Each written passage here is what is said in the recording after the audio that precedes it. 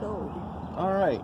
Well, I'm going to give you a quick little walk around here because my first video, I didn't exactly, give a thorough walk around, just a quick overview and like, hey, check it out. So here's going to be the fun part. In order to check out the engine, for anybody that's not familiar with the cabover, this is how we go about starting to check it out.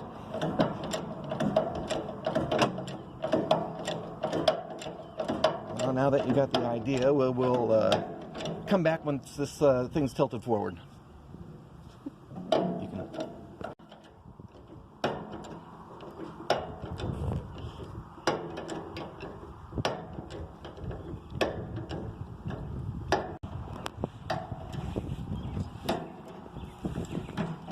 Maybe that's enough. Maybe they can see it all.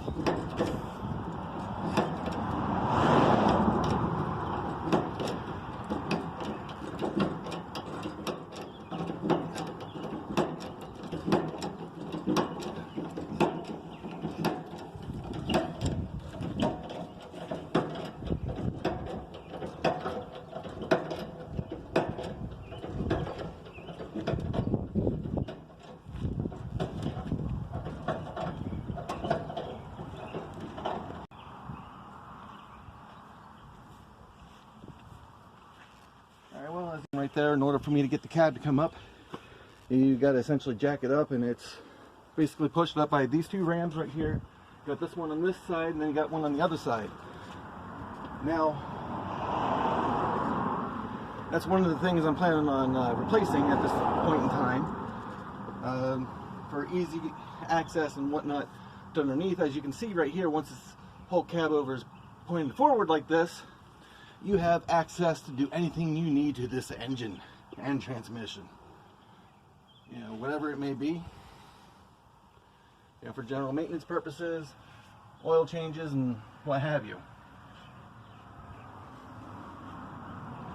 Now this bar right here is the shift lever bar, where up in here, as you can see next to the upper left hand corner of the radiator, there's that little ball socket joint right there, which goes on top of this right here, where you see the ball.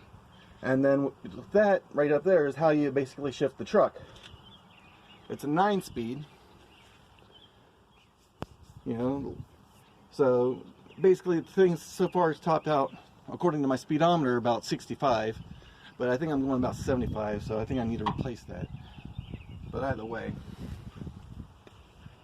as I was saying, you got these two rams right here.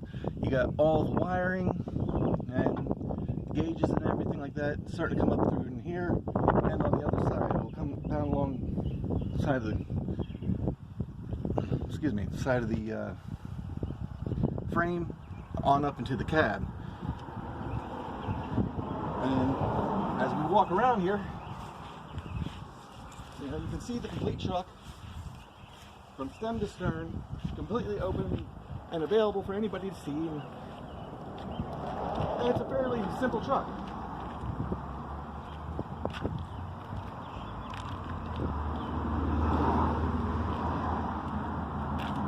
On this side right here, we got the exhaust manifold, the turbo, the air cleaner, and then right here is where the heater core is. And if you notice, this is where my AC is supposed to be, because it originally had AC in this truck, but unfortunately one of the previous owners decided to completely delete the AC system, and I think the only thing I got is the evaporator in there. By the way, it's still all good to be replaced. So due to the fact that it's going to cost me a whole lot of money, I got no choice but to invest in like a $500 RV AC type thing that goes on the roof.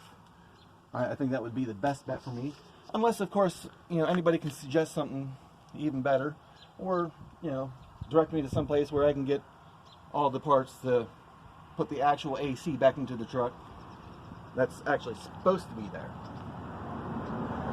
But now that we got this all exposed, so that way you can all see what it is, let's move on to the interior.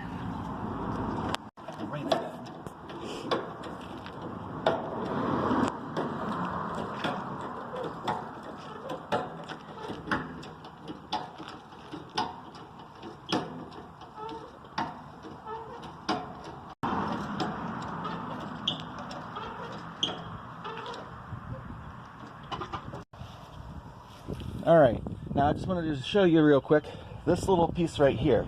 Now what this is this is the latch that holds the whole cab over body down, because you got the pivot point right up front, you know, as you saw on how when the whole cab went forward, and then when it comes back down, you want to make sure that this on both sides is locked right here, so that way if anything happens, the whole thing's not going forward with you in it.